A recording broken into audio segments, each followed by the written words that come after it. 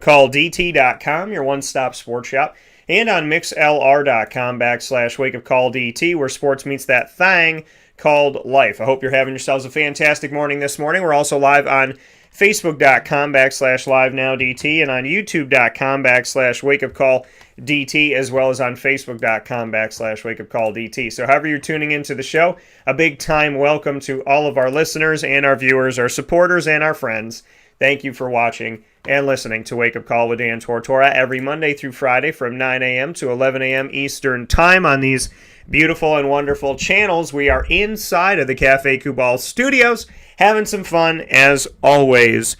Cafe Kubal with so many locations, making it easy for you to get the drink that you love, the sandwich that you love, the breakfast that you want, the little treat for yourself. Cafe Kubal has so many things from their hot and iced coffees to their chais and their teas, things that you can have made right there in-house, in the moment, instantaneously, as well as picking up a bag of their coffee, getting some cold brew and bringing that home, as well as their t-shirts and their sweatshirts and their sandwiches and their treats. I love the chocolate chip banana bread, and I love their cookies, and their rainbow cookies are really good as well as the chocolate chip ones. So a lot of great stuff at Cafe Kubal.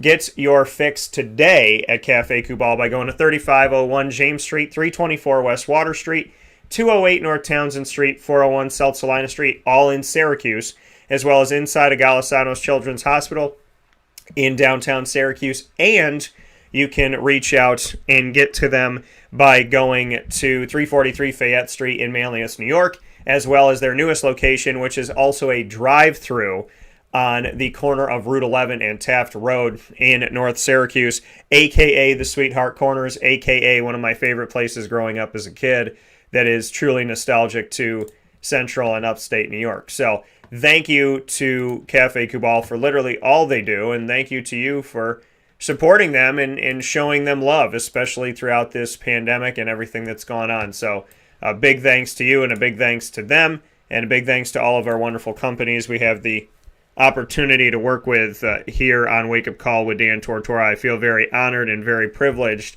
to be able to do that. Cafe Kubal, Carvel DeWitt, Wildcat Sports Pub, Chick-fil-A Cicero and Chick-fil-A Clay, Victory Sports Medicine and Orthopedics, Avicolli's, Canine Camp Dog Daycare, Pizza Man, Honda City of Liverpool, Millhouse Market, Canine Campground Dog Boarding, PB&J's Lunchbox, Ma and Pa's Kettle Corn and Popcorn Factory, and our newest partner, Mother's Cupboard, with some huge and awesome things coming up with Mother's Cupboard. So very, very excited about what's going on here on Wake Up Call with Dan Tortora in the community, with all of the wonderful places we get to work with and the wonderful things that we get to do. So shout out to you, shout out to all of the wonderful business owners out there, and a good morning to everybody here on a very special day for Wake Up Call with Dan Tortora. And why is that?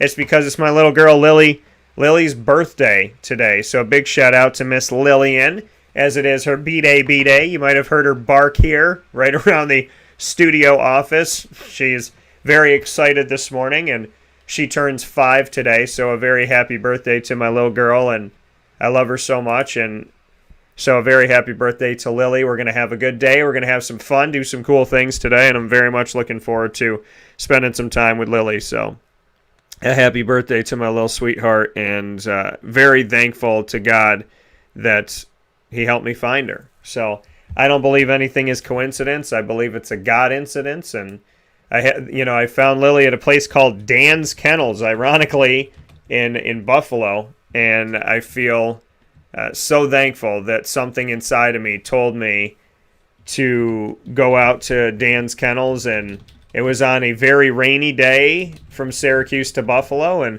I got there 2 minutes before they closed, and I was able to meet Lily and hold Lily and eventually bring my little girl home. So today is a very awesome day and a very big day and a very special day for me and for my little girl Lillian, to be able to bring her home and show her love. And, with all due respect, she does it a lot better than I do, but I'm trying every day to show her how much I love her and how much she means to me and how important she is. So I love Lily, and I'm very thankful that I get to share her with all of you through my show and through, just connecting with all the things we do with Dan Tortora Broadcast Media. So happy birthday, sweet girl. I love you very much, and Daddy's very proud of you. So happy birthday, Lily.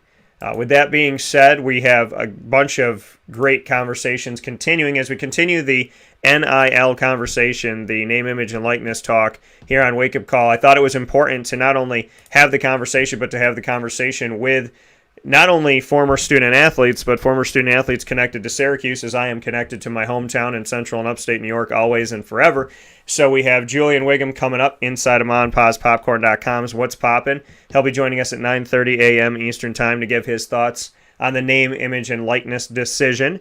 And then we'll hear from Antwon Bailey, who played running back for Syracuse. Julian played defensive back. Antwon Bailey played running back.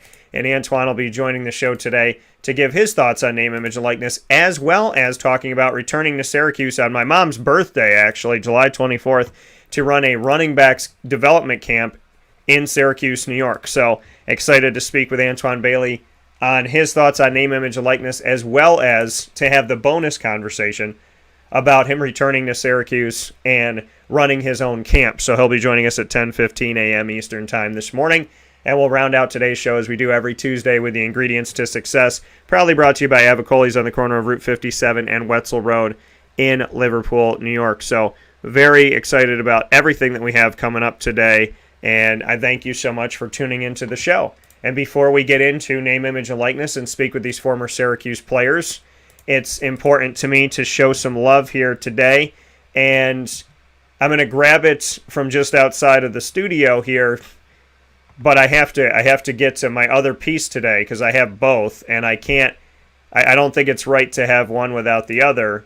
So I can show you half of it right now. But today is a very exciting day for me, and at the same time, kind of in its own way, like a somber day. And I don't want to call it a somber day. It's a very exciting day for me, and at the same time, I'm kind of, bummed out. I don't know how to find the right words for it. I'm very excited about today, but I'm also very kind of, it's bittersweet. Bittersweet is the right way to describe it. And it's bittersweet because today is the day that we have the Euro 2020s, which are finally getting played here in 2021. The Euro 2020 semifinals, the Final Four, are today. And so I'm ecstatic because, as you know from listening to the show, I don't hide my heritage, and part of my heritage is being Hispanic and Italian. So I have family from Spain and family from Italy, which I'm very honored to have. So, with that being said, the Final Four features Italy and Spain in Euro 2020, so I'm wearing my Spain shirt right now, and I have my Italy. I was going to get it here right before the show started, and I forgot to put it on before I jumped on here. So I will be putting that on as well. But I'm wearing Italy and Spain all day. So and the game is at 2:30 p.m. Eastern Time today. But I'm sad and I'm happy. I'm happy that Spain and Italy made it because I've been cheering for them. I'm happy that they made it to the semifinals for the Euros. What I'm sad about is the fact that they have to play each other. So that is, heartbreaking for me that I'm so excited to see them. And at the same time, I have to deal with the fact that, they're playing each other today. And so it's, no matter what, I got a team in the finals, but no matter what, I have to say goodbye to one of them. So they play today. It's at 3 p.m. That's actually better. So they're playing at 3 p.m. Eastern Time today. Italy versus Spain on ESPN and ESPN Plus. So I'm excited to watch the semifinals today versus with Italy playing Spain, my heritage playing each other, and at the same time, so I'm really, really excited, and at the same time, I'm a little bit sad. So I'm looking forward to it. I know it's going to be great. I know no matter what, I got a team in the finals, so I could do nothing but celebrate.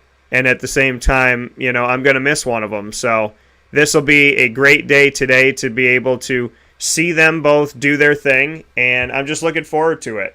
Denmark and England are on the other side of this. And I'm excited for everybody that, gets to be in this thing. But Italy and Spain today, meaning the world to me, 3 p.m. Eastern time I get to watch them here on July 6th, and I will be watching them, and hopefully you'll be watching as well. But a shout out to both of my home nations as they made it to the Euro Final Four and unfortunately have to play each other. I would have loved to see Italy and Spain have to play, Denmark or England, and then they could both be in the championship together. But eventually, somebody has to win. And I know people that are listening and watching right now are like, well, who do you choose? And my answer is I choose both of them. And I choose them because whoever wins, I'm going to be happy with. And it's going to be heartbreaking no matter what. I hope it goes to penalty kicks, and I hope the game is as long as humanly possible. So that's kind of how I look at it, because I don't want to see either team go. But, I mean, like I said, the benefit of having two on one side is that no matter what, one of them makes it to the finals, and one of them has a chance to win the Euro 2020 championship. So that is a beautiful thing, and I'm greatly looking forward to it. And I feel very blessed that, I get to see both of my home countries of family origin play each other. So a lot of great stuff coming up, and definitely looking forward to seeing them face off against each other and have some fun. When we go back and we look at their head-to-head record in the international friendly back on March 5th, 2014, Spain won 1-0 over Italy. And an international friendly on March 24th, 2016, a little over 2 years later, they tied 1-1. And on June 27th, 2016, in the UEFA European Championship, Italy defeated Spain 2-0. On October 6th, 2016, in the FIFA World Cup qualifier, they tied 1-1. And Spain won the most recent on September 2nd, 2017, 3-0 over Italy in the FIFA World Cup qualifier. So they haven't played each other in almost 4 years. And Spain won the last one. So you look at this, Spain has 2 wins in these head-to-head records in the last 5 games. Spain has won 2, Italy's won 1, and they've tied twice. And Italy won a championship over Spain in the UEFA European Championship. So, here we are, and here's another opportunity at a championship in the semifinal round. So very much looking forward to it today. I hope you'll be watching on ESPN or ESPN Plus. And I will definitely be watching today. I'm very excited about this. So it's a beautiful day to be Italian or Spanish. That's what I could tell you. It's a beautiful day for that. Also happening today, the Bucks are going to take on the Suns. The game will be on ABC at 9 p.m. Eastern Time. NBA Finals Game 1. Shout out to Chris Paul for finally making the NBA Finals. And, I had Suns and Sixers, so if the Suns win, I'm good with it. And you know what? If they keep wearing these Technicolor jerseys, I'm not going to be a bandwagon jumper fan by any stretch of the imagination. I just like supporting, people that you're excited for. And I like really cool design stuff, so I might have to get myself something that says the Valley on it, not because I'm a bandwagon jumper, but just because I want to support, because it looks really cool. So a lot of great stuff coming up here. Very excited. The Euro semifinals, the Bucks and the Suns in the NBA finals, and of course we have the NHL finals going on as well. And the NHL, just to give you a little update here on the NHL, the Canadiens will face off against the Lightning on Wednesday, July 7th. And the Canadiens were finally able to win a game, which pushed us to where we are right now. There was a chance that the Lightning were going to sweep them 4-0, and the Canadiens of Montreal were able to come back and win Game 4. So Tampa leads the series 3-1. Game 5 will be at 8 p.m. Eastern Time on NBC this Wednesday, July 7th, as the Canadiens face the Lightning. So you got a lot of stuff to watch. You got the Euro semis and the Euro finale coming up. You got the NBA Finals starting tonight at 9 p.m. Eastern Time on ABC. And you got the NHL could end their Stanley Cup Finals tomorrow night on Wednesday, July 7th at 8 p.m. Eastern Time. Or the Canadiens could force a Game 6. So really cool to see what's happening. And then in Major League Baseball, that's in full swing, and I definitely mean that play on words, and I'm not ashamed of it by any stretch of the imagination. So looking at the Major League Baseball standings as we get closer and closer to the playoffs, the way that it sits right now, the Yankees are just tanking. They're fine. I don't want to say they're tanking, because when I say tanking, it makes people think they're going for a pick and this and that. So that's let me change my word on that. They're falling fast. So they're not going to catch up with the terrible Baltimore Orioles, who are 27-57, but they're very close to the equator line of being 500. They're 42-41 right now. The Yankees have just been in a bad way here. They have won one game. That's their streak right now, is that they did win. So they're not on a long, extensive losing streak. But in their last 10 games, they were 3-7. The Toronto Blue Jays have hopped them in this position at this time as they've fallen. The Blue Jays have done enough to get the third place in the American League East at 43-39. The Tampa Bay Rays are fighting with the Boston Red Sox to try and get to first place, but the Red Sox are up by 4.5 games. They're the only team with at least 50 wins in the American League East, but Tampa is right behind them, chomping at the bit at 49 wins. In the American League Central, the Chicago White Sox have a 6-game lead on the Cleveland Indians, and in the American League West, the Houston Astros, which could still be the most hated team in baseball, are 52-33, with the Oakland Athletics right behind them, 3.5 games back at 49-37. In the National League, this will make a lot of people happy on Long Island. The New York Mets are 44-37, 4 games ahead of the Washington Nationals, who have a losing record. Here's something.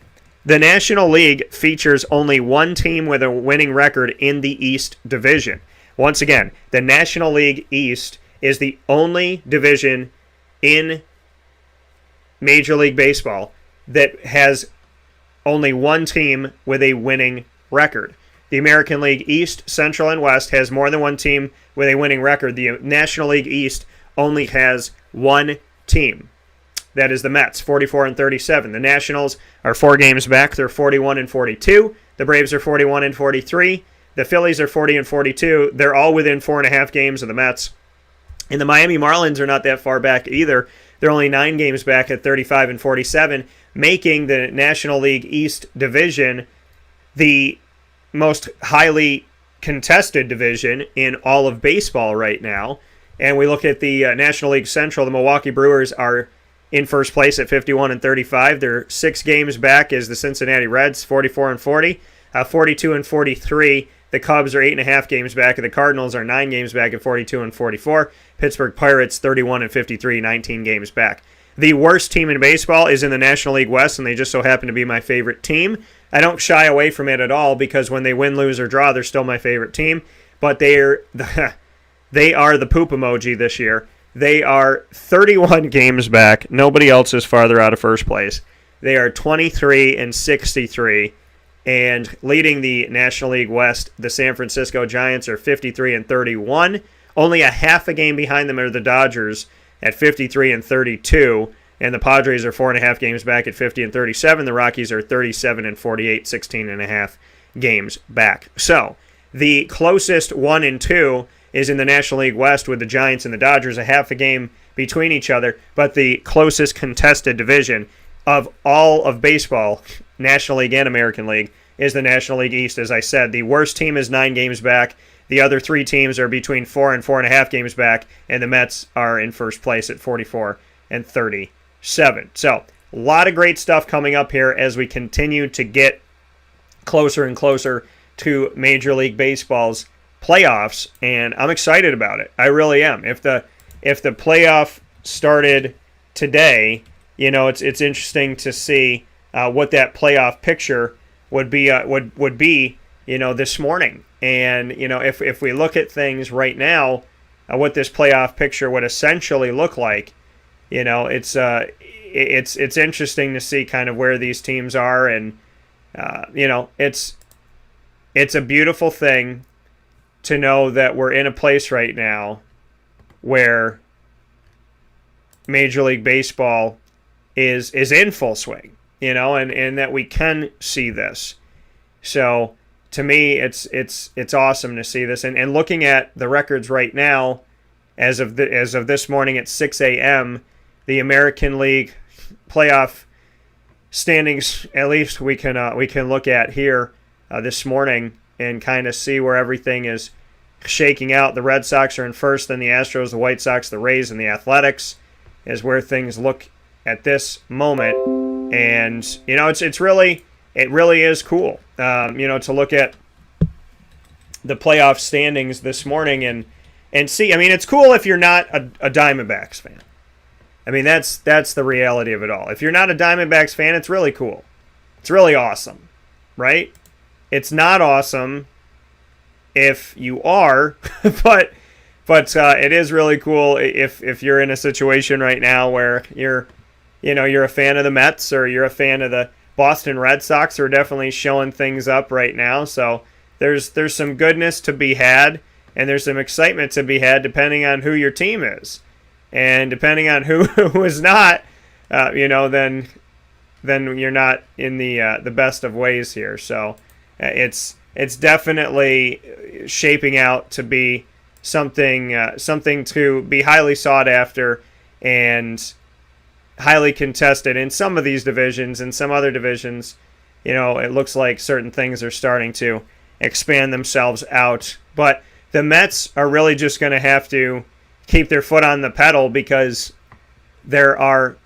every single team in their division is fighting them right now. And I think that's really making for some awesome baseball, as opposed to some of the other divisions that are not really bringing as much fire to the campfire this morning. And they're not really bringing much to the bonfire, but they're still going out there doing their thing. So looking at this right now and kind of seeing how everything shakes out, I want to take a look at the wild card. And that's really what I was trying to get at this morning here. So as we look at this, Boston is in first, then Chicago, then Houston in the American League. The wild card, Tampa and Oakland, are what we're looking at right now for the American League. In the National League, the Mets are ahead of Milwaukee and San Francisco as National League leaders, and the Dodgers and San Diego are in good wild card positioning right now. So that's how everything looks at this moment. Shout out to the San Diego Padres, as you have the Giants, the Dodgers, and the Padres all from the NL West. 3 of the 5 from the NL West really striking right now and reminding me just how bad my Diamondbacks truly are. If 3 of the 5 teams make it from the division, and the 2 that are left watching, one of them being my Diamondbacks. So it's sad to see that. But with that being said, we're going to take a step aside for a fast break. When we come back, we will be joined by Mr. Julian Whigham as we have the conversation this morning, continuing on the NIL, name, image, and likeness, getting thoughts from former college athletes, and not only former college athletes, but former college athletes that are connected to Syracuse and the community of Central and Upstate New York, which we are proudly here to connect with so many businesses and so many beautiful people. So Julian Whigham coming up in just a second, and followed by Antwon Bailey speaking on name, image, and likeness. Former Syracuse players weigh in on the future of collegiate athletics. Here on Wake Up Call with Dan Tortora, where sports meets life inside of the Cafe Kubal studios.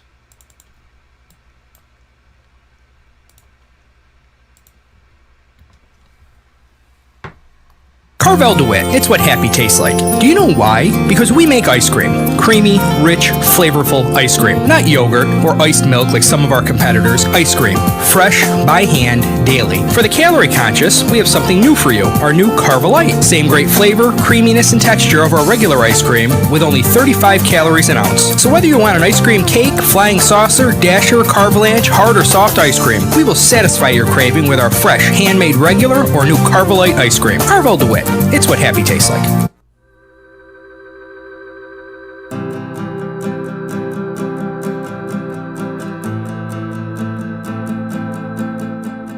Cafe Kubal offers same-day local delivery of our products, offering no delivery charge for Onondaga County. Shop cafekubal.com for fresh roasted coffee beans, cold brew, travel mugs, and all your essential Cafe Kubal needs. Cafe Kubal, coffee for the soul.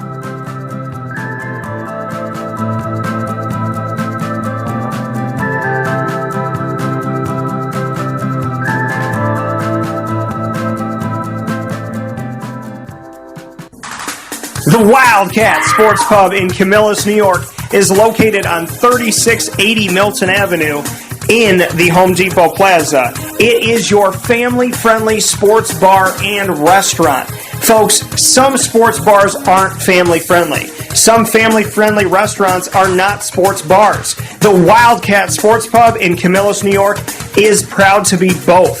It is that marriage that you've been looking for years. The Wildcat Sports Pub is your home base for your sports bar and restaurant needs, games for the kids, indoor and outdoor activities, and enough things on the menu to come back every single week and get to try something new.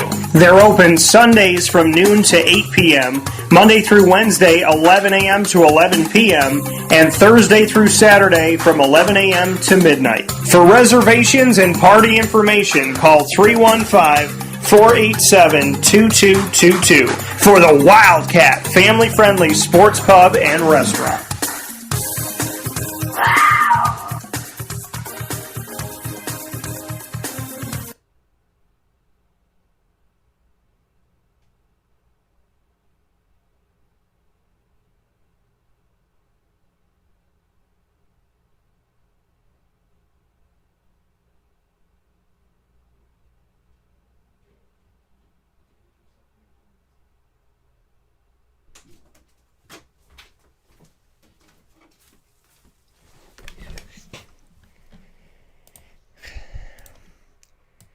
Welcome back here to Wake Up Call with Dan Tortora on wakeupcalldt.com, your one-stop sports shop, and on mixlr.com/wakeupcalldt, as well as on Facebook Live on facebook.com/livenowdt and facebook.com/wakeupcalldt, and of course on youtube.com/wakeupcalldt. So thank you for however you're tuning into the show. We appreciate you being here where sports meets life inside of the Cafe Cubal studios. I promised you that I'd have my Spain and Italy gear on today, so I just walked outside of the studio, got the office connected and all that, and was able to put on the Italy jacket and have the Spain t-shirt. So I am so ready today to be schizophrenic throughout this entire Euro 2020 semis. And like I said, whoever wins, I get somebody into the championship, so that's all that matters. And then it's, And then it's them versus the world. It's them versus England or Denmark. So I'm excited about it,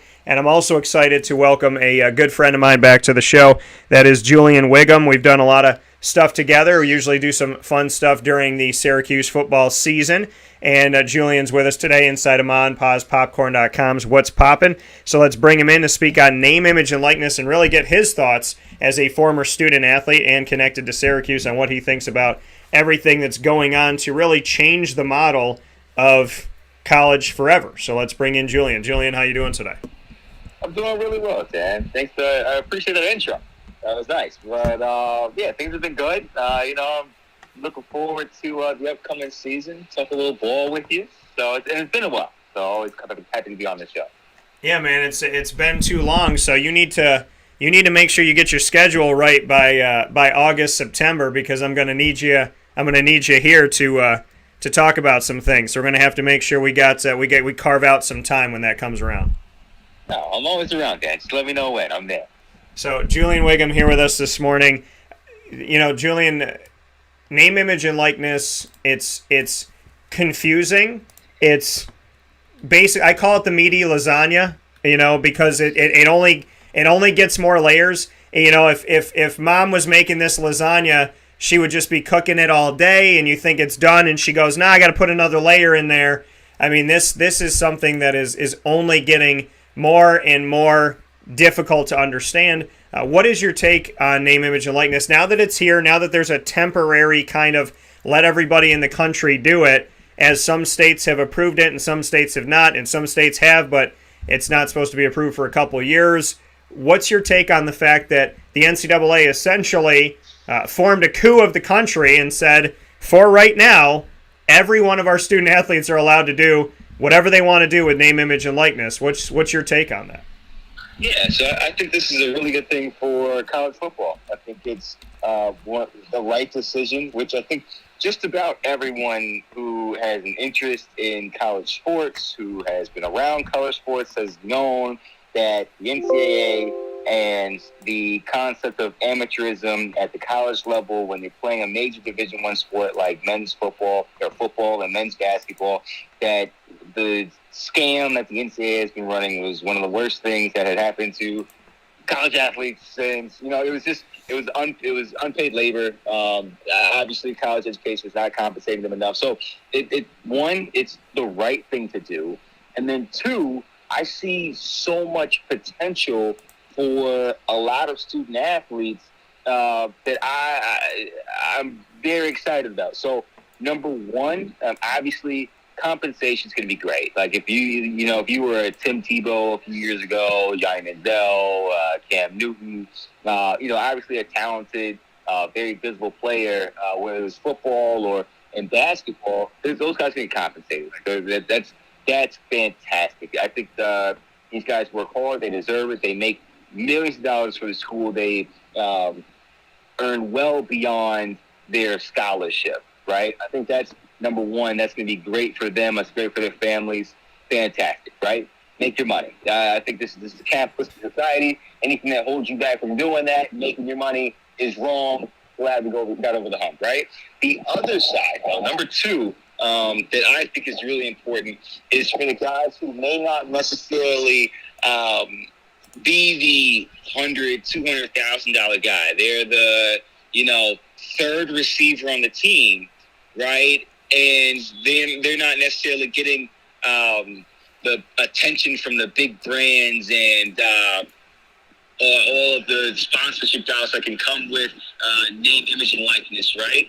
But I do think that this opens the door for companies, because I'm kind of moving towards the corporate side of life now. I just can see it from this corporate angle, where I'm thinking now companies can reach out to these college students and they can use their brands to partner and then recruit talented athletes. So if you're, on the corporate side, whether you're a bank or, just a general large company or whoever it is, you can now reach out to these athletes, whether they're Vanderbilt, Stanford, Syracuse, Miami, whoever it is, and develop relationships early. And you're developing relationships with the school earlier on, and now you have a pipeline towards better talent, right? And then thinking about it from a football perspective, from an athletic administrator perspective, you can say we have all of these relationships. If you're a Syracuse, we have all these relationships with a Nike, a Gatorade, or whoever it may be.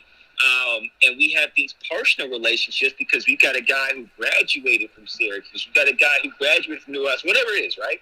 You can now use those personal relationships to help you in the recruiting process to bring in more talent. So I think that, like you just said, it's a lasagna where new layers are added, every day with this whole NIL thing. But I think there's a lot of opportunity here from an athletic administrative perspective to really, adjust your recruiting practices. Obviously, the big Alabamas and Tennessees or the SEC schools are going to, take in a lot of guys because they have that money and those contacts. But if you're a Syracuse, this is a reset for you where you can kind of readjust how you want to attack recruiting, because that's been a major topic for Syracuse for a few years. You can't get the talent, now you're winning 3-4 games a year.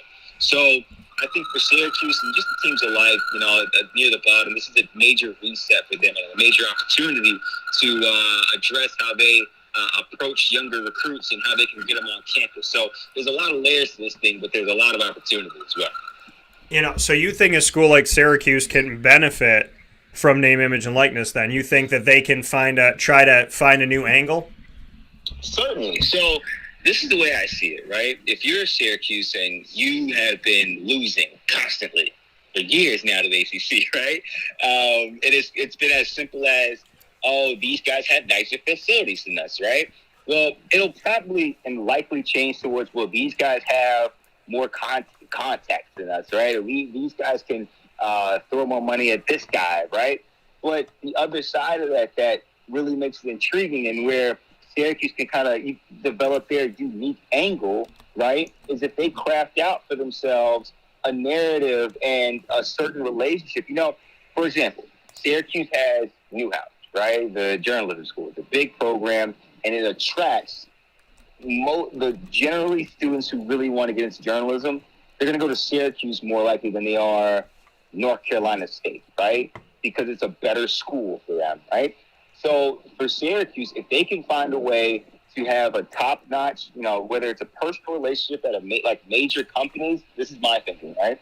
If you've got guys, special relationships at major companies, Coca-Cola, Gatorade, Nike, Adidas, wherever it is, and that's like an antitrust thing right there because it's Nike school, but Adidas thing, that's another conversation itself. But if you've got these relationships with these big companies, and you've got guys who can come in and almost help recruit these guys in by saying, hey, we've got a relationship here at Gatorade, and if you're interested in, ever potentially working here, we have the contacts to help you get an internship. We have the contacts to help you land a job later in your career. We have the contact. And then that could be your unique angle to bring guys on the campus where maybe a Wake Forest doesn't have that, or maybe a Tennessee doesn't have. So it's finding that unique angle and that unique relationship that you have and utilizing that and almost building a brand similar to how they've got the Newhouse brands, right? If you have that brand where you can say to a recruit, this is what you can come here and get out of us beyond a scholarship football and maybe a few sponsorship dollars, you can secure your future in a multitude of ways. I think that could be something for Syracuse or really almost any others. But if it's Syracuse, they find their one unique pitch, I think that can create an opportunity in the recruiting cycle for them to really bring in new guys and maybe it's better talent than they have been recruiting in the past. So, but it's all about finding that one bit of that info, that unique angle to how they cater that pitch that I think is going to be a big and major factor for them. So for you, you bring it up, speaking here with Julian Whigham, Syracuse Orange alum at the defensive back position, speaking on name, image, and likeness here on Wake Up Call with Dan Tortora inside the Cafe Kubal studios this morning. You bring up that, Syracuse can benefit from this, other teams can, or other schools can benefit in how they use it. What does it do for the player and what does it do for the exchange? You are a defensive back. There's a bunch of defensive backs out there. Syracuse's defense leans on the defensive back. So if there's 5 starting DBs and everybody's going for the same dealership and you get it and they don't, what happens with the potential infighting of the locker room? What happens with the on-campus stuff? What happens if the dealership backs you and you don't start? And it's a conversation I've had ongoing to really hear what all of you have to say about it in the sense of, former players really reacting to this. But what do you do if you're a DB and the other 4 guys are all gunning for the same thing? You get the money. How does that affect you in practice? How does it affect you in games? How does it affect you in school, in the classroom, at parties? And then outside of that, what if you get pulled from being a starter and the dealership says, okay, well, Julian's not out there, so I want to give my money to Bob Smith, and, but I already agreed to give it to Julian. So what do you see about the dynamic inside of a team when everybody's gunning for it, and what happens with starters and all of that? Yeah, so I think that's going to be where, and this is what question I always have for you. They could sign agents then, right?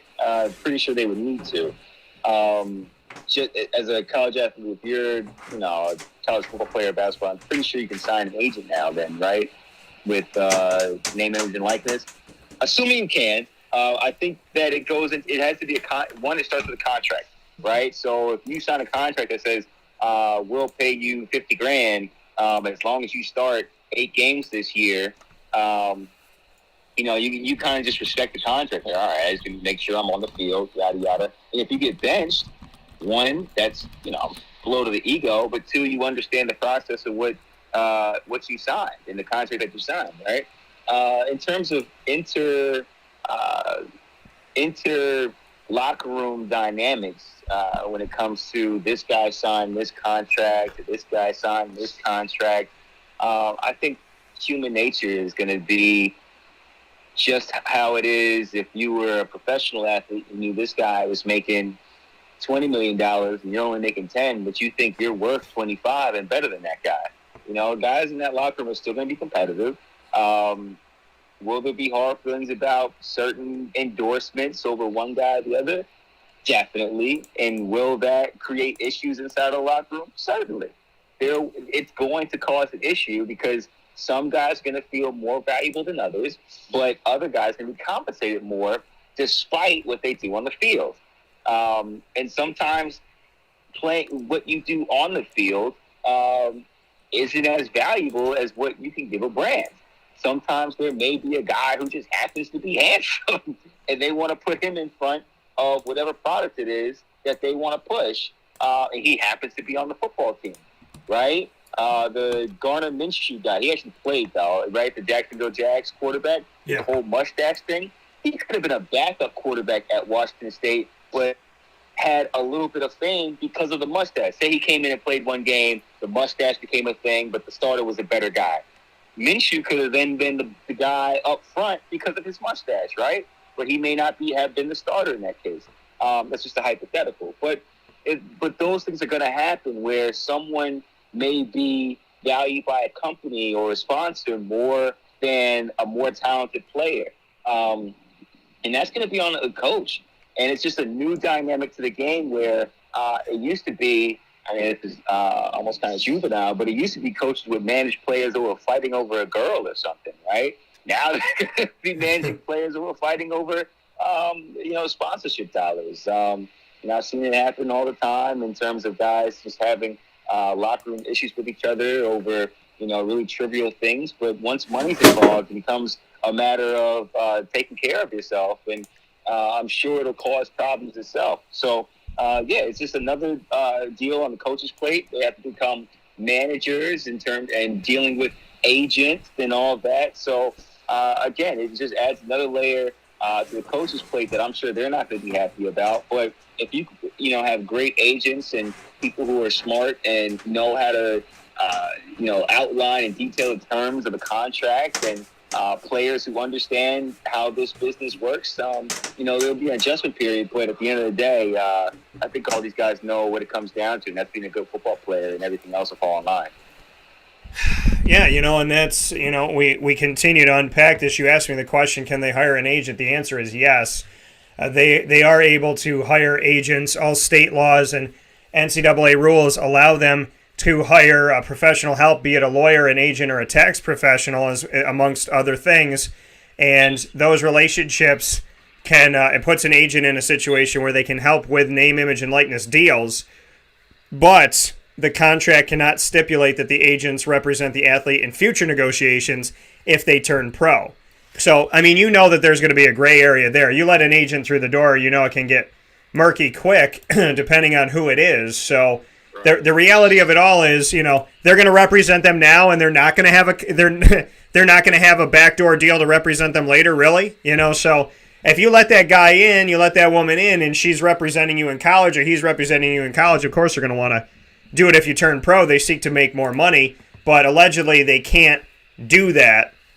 But, Julian, that if they're working with them at 19 years old, why would they give up working with them at 22? But as of right now, state and NCAA rules put them in a situation where they can hire agents and other professional help. Ultimately, final question for you, is it good for dynamic between different programs, the soccer program, volleyball, basketball, football, and so on and so forth on campus? Is this going to create a lot of infighting, a lot of issues, not just on the same team, but overall? What does this do? Because there's the side of it where the player can say, the NCAA says it's non-for-profit, and Mark Emmert in 2017 allegedly made around $3 million, if not more, and a bunch of executives within the NCAA, top professionals within it, made $1 million or $500,000. So you're looking at how much money they're making in a quote-unquote non-for-profit. They brought in $1.1 billion in 2019. So you see all of that, and the players making nothing. So there's that side of it. But then the other side of it is amateurism goes away. There is no more amateurism anymore. What does it do to these kids? How does it affect them? Is this really taking away the team dynamic, and it's all about me now, and everybody's an individual business, so who cares about each other? Do you get in the huddle and say, to your quarterback, hey man, if I get 2 more catches, I get another $100,000. So don't throw to Bob, throw to me, and I'll cut you, $5,000 off of this if you give me the ball. So where are we going in collegiate athletics, I guess is what I'm asking. Oh, man, yeah. So let me see if I can keep all of this straight. Well, one, in terms of how it affects student athletes across each sport.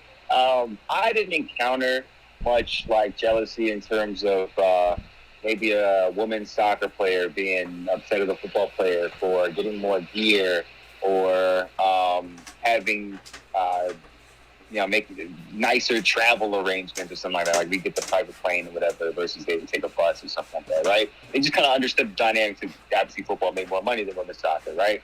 I never saw that. I never heard of friends across different schools ever, talk about it.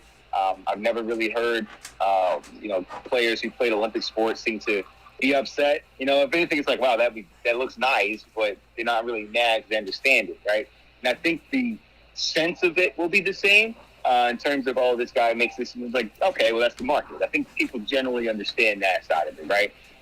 But I think Title IX will be really interesting in terms of how players or schools manage endorsement money. Do they disperse it and take a pool of money and the sponsors go to the players, say, hey, this is what we're going to do, but there's a school rule in place that there's a pool and it must be paid out to women's sports at a percentage rate of whatever, these football and basketball players get? Is it pooled together and handled that way? I think Title IX is going to be really interesting in terms of how they manage that. But in terms of like how individual players and the relationship between Olympic sports versus football and basketball, I don't think that'll be much of an issue because it wasn't much of an issue before and it seemed like people understood the market. To the second question of how maybe it could affect the guy saying, I only need a couple of catches here to win the game, I would look at pro sports and how that functions already. If a quarterback knows that a guy needs 2 catches, or if a coach knows that a point guard needs 3 more assists to break this record and make this much money, they may leave him in the game if the game allows for it, right? I'm thinking of a Russell Westbrook example, or Russell Wilson example, where he knew he had, they were already winning the game, his game was done with, and he knew a guy needed 1 catch to make an extra $100,000. He calls the play to help the kid out. I think that's something that would happen in college sports more often. But if the game is on the line and my tight end needs 2 catches to make an extra $2,000 or so, but I need to get my best receiver the ball so I can get in the end zone on 3rd down or 4th down, I'm going to my receiver, right? I'm going to call the right play. The quarterback's going to do the thing that's right for the team because the team's success ultimately is going to lift up more people than just trying to force the ball to one guy to make an extra couple dollars, right? I don't think that would ever happen. Obviously, personal relations play into that and yada, yada. But to your point about could the money affect decision-making, I still think the overall goal of sports in terms of needing to win the game will always take precedence over individual accomplishments. And I think that is very much ingrained into the culture of athletics, especially college basketball and football. So I don't think that'll be too much of an effect, but I'm sure we'll see it. And there'll be more so feel-good moments like we see in the pro game, right? Rather than they forced the ball to this guy and it was a terrible call. I'm sure that'll be fan talk and media talk, but I don't think it actually will occur at an abundance that it affects the game in a major way and in a negative way, right? So, again, like I said, I think this is good for the game. I think this is good for the players. People deserve to make their money if they're valued as such, and college athletes are, especially men's football and basketball players. So I think this is a good deal overall. It's just a matter of navigating it the right way and making sure that this thing is policed correctly and managed the right way. And in that way, we see the benefits, more benefits than negatives, now that we're allowing players to make money off of their name, image, and likeness.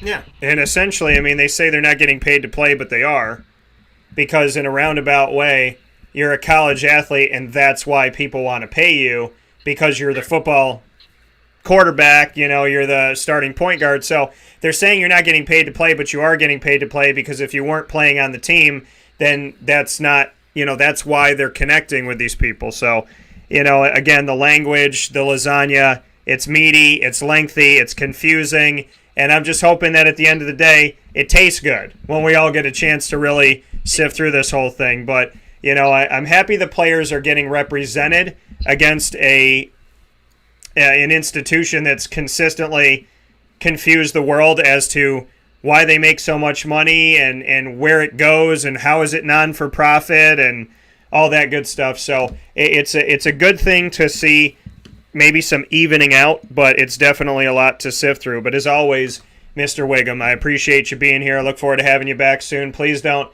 be a stranger, and do me a favor. My grandmother, my dad's mom, my Gammy Miller, she lived in the BK, so make sure you take care of the BK for me, all right? Got to now. Oh, my goodness. Thank you for having me, Dan. I appreciate it. All right, brother. I'll talk to you soon. That's you later. Take care.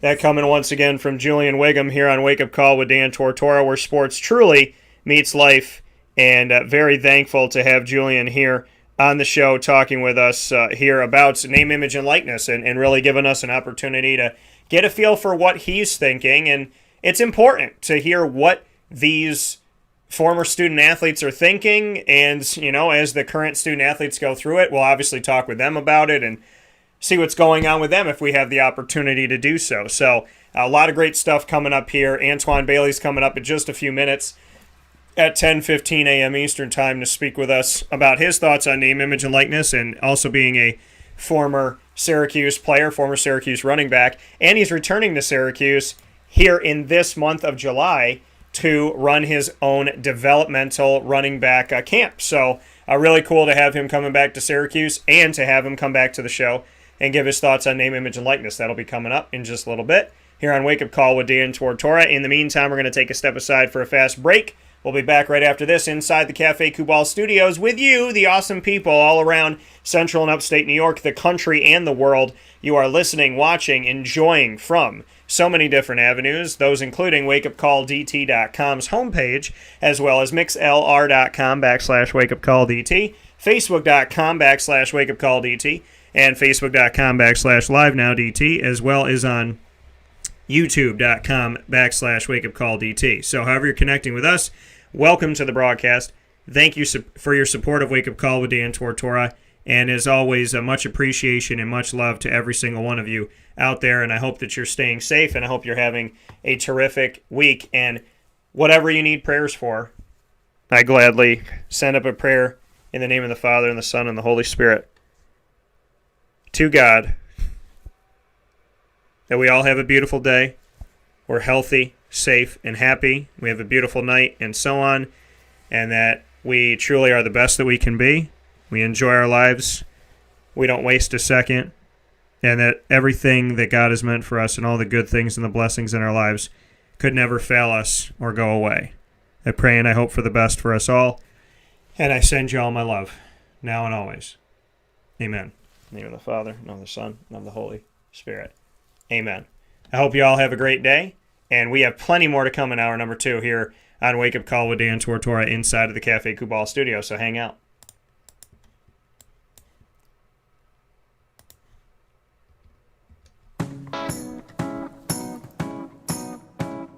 In these unique times, there are those in our community that give us a sense of normalcy and positivity. Pizza Man on 50 Oswego Street in Baldwinsville has been here for you for over 35 years and is here now. Call 315-638-1234 or order online at pizzamanbville.com to bring those familiar tastes into your home. And remember to come see our monthly on-site broadcasts centered around the community and our Baldwinsville beats. Pizza Man in Baldwinsville. Any way you slice it, they are always here for you.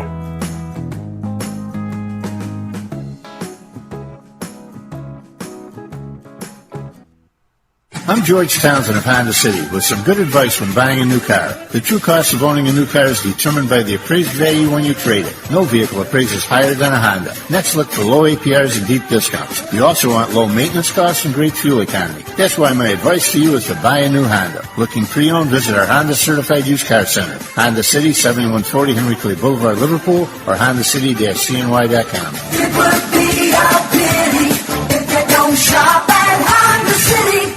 This is Jimmer Sikowski, owner-operator of Chick-fil-A Cicero, 7916 Brewerton Road in Cicero, right in front of the Home Depot. I had a deep feeling that God wanted me to do something bigger with my life and to help people, help others. I kept putting Chick-fil-A in my life, and I realized as I was going through the franchise selection process that positively impacting the lives of others was really core to what we do here at Chick-fil-A. First of all, it starts with the food. The food is brought in fresh daily. We bring in local produce. We prepare to order in the kitchen. We hand bread our chicken. We hand spin our milkshakes. It's great food. It doesn't taste like fast food. I think the second thing is the way people feel when they come in a Chick-fil-A restaurant. It's different.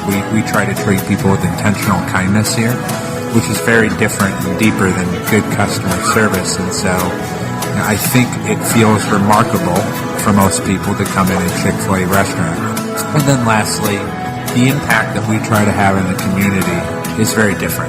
It's a big part of the expectation of every operator of a Chick-fil-A restaurant is that they're actively engaged in their community, they're a leader in the community, and they're making a difference. When they realize that what we're striving to do is to shine a little light in their life, that's a very, very different experience than you will have in any other quick service restaurant. And it's that remarkable experience that I think people will emotionally connect with.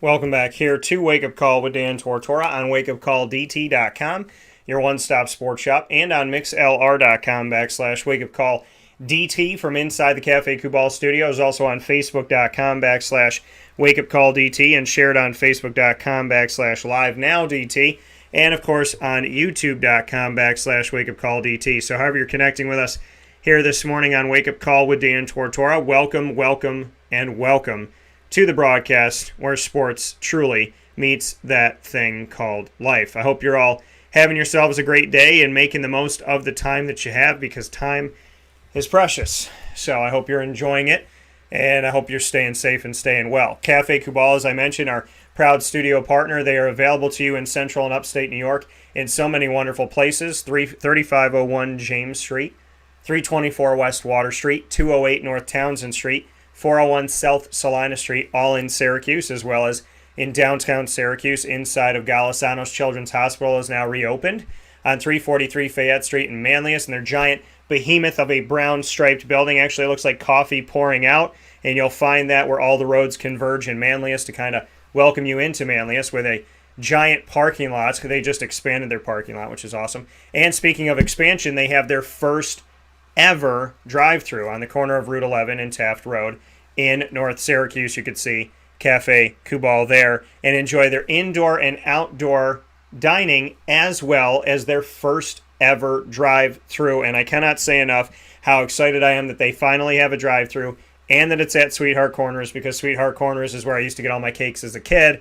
And I'll never forget my Pluto cake that they made for me. It was a brown cake, and they drew Pluto. They actually physically, with icing, that's why I love Sweetheart Corners. Every cake was made individually. So there wasn't any here's the picture and you just put it on. Everything was made individually. And it was so cool to see, no cake was made exactly the same. And so my cake was my cake, truly. It was my own. And that was so cool about it. And it really meant a lot to me to see that they spent all that time and that effort. So my Pluto cake, I've never forgotten it. I can literally pick it up in my brain like nothing, and to see Pluto drawn there on the brown cake and his little orangish yellow body, and seeing that, and I loved it. So I'm so happy that they're at Sweetheart Corners, because Sweetheart Corners has such a near and dear place in my heart and will always mean so very much to me. So thank you to everybody, Matt Goddard and the team at Cafe Kubal, and thank you for people going back to work and helping out our local businesses, and helping out businesses in general here in our community, going to Cafe Kubal in Carvel DeWitt, the Wildcat Sports Pub, Victory Sports Medicine and Orthopedics, Chick-fil-A Cicero and Chick-fil-A Clay, Avicolli's Canine Camp Dog Daycare, Pizza Man, Honda City of Liverpool, PB&J's Lunchbox, Canine Campground Dog Boarding, the Millhouse Market, Mom and Pa's Kettle Corn and Popcorn Factory, and Mother's Cupboard. Thank you for going back to work. I know this pandemic has caused a lot of us to have all different types of stresses. I very, very much appreciate everybody going back and helping out all of these beautiful businesses. And Chick-fil-A Cicero and Chick-fil-A Clay, Carvel DeWitt, and Honda City of Liverpool, they care so much about this community. So when I say local, I include all of them in it as well, because if you know Jim Sikowski at Chick-fil-A Cicero and Chick-fil-A Clay, and you know Jay Cartini at Carvel DeWitt, and at Honda City of Liverpool, George Townsend, Brad Townsend, the entire team, Ralph, and everybody, if you know everybody out there at each of these places, they're from this community, they care about this community, or they're either from this community or close to this community, and they've either come back or they've never left. And they love the people here, and they support the people here, and they do so many great things. So I really just want to give a shout out to everybody here in our community, including Mother's Cupboard, who we just added as of this week. And just thank you all for your service to this community, your care for this community. And I thank everybody that's gone back to work and is, helping out as we move forward together. So big shout out to the community for that. And with all of that being said, a lot of great stuff still coming up here on Wake Up Call with Dan Tortora this morning. We have in just a few minutes from now, Antwon Bailey will be joining us to speak on his thoughts on name, image, and likeness as a former Syracuse student athlete. And he'll be talking with us about his camp as he returns to Syracuse in just a couple weeks. Here in July, he'll be returning to Syracuse, New York to run a running back development camp, and I'm very excited to have that. He actually posted something about it on his social media, and so I could bring that up for you and show you that right now.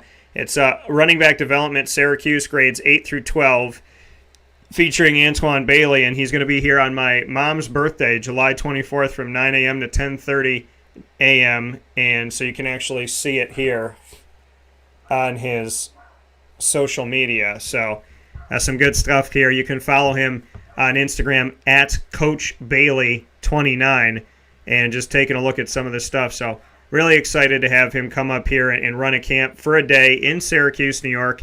And like I said, July 24th, 9 to 10:30 a.m. He's going to be teaching about instincts, reads, footwork, route running, and ball security. And he is just really, this is a beautiful thing. I'm happy to have him here. Grades 8 through 12. I'm just excited to have Antwon back in the building. So Antwon Bailey coming back to Syracuse and running a camp here, which is really cool. And I'm very excited to see him back here in familiar territory. So good stuff for Antwon and good stuff for us. And so definitely follow him at Coach Bailey 29 and get in touch with him if you're interested in the camp, and if you're, just want to get in touch with him in general for some aid and becoming a better running back and all that good stuff. So a lot of great things coming up from Antwon Bailey, and he'll be coming up in 5 minutes here on the show. And then at 10:50 a.m. Eastern Time, we will bring you an all-new topic and its ingredients to success in the segment Ingredients to Success, proudly brought to you by Avicolli's on the corner of Route 57 and Wetzel Road in Liverpool, New York. So a lot of great stuff coming up here where sports meets life on Wake Up Call with Dan Tortora. We're speaking on name, image, and likeness, so just some other notes here that I find to be pretty interesting. One of them being name, image, and likeness. It's known as an individual's right to publicity. NCAA athletes will be able to accept money from businesses in exchange for allowing the business to feature them in advertisements or products.